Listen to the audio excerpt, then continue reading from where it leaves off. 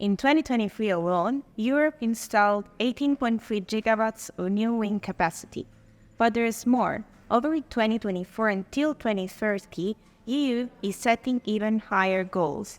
In fact, we expect the EU to install over 200 gigawatts of new wind powering capacity, which means an ambitious 29 gigawatts a year on average.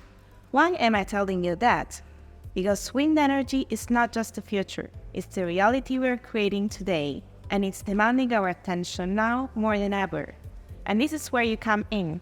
We invite you to join us at WindEurope Bilbao at booth 3E122 from 20 to 22nd of March to dive deep into the world of wind energy and explore how we can maximize your asset performance. See you there.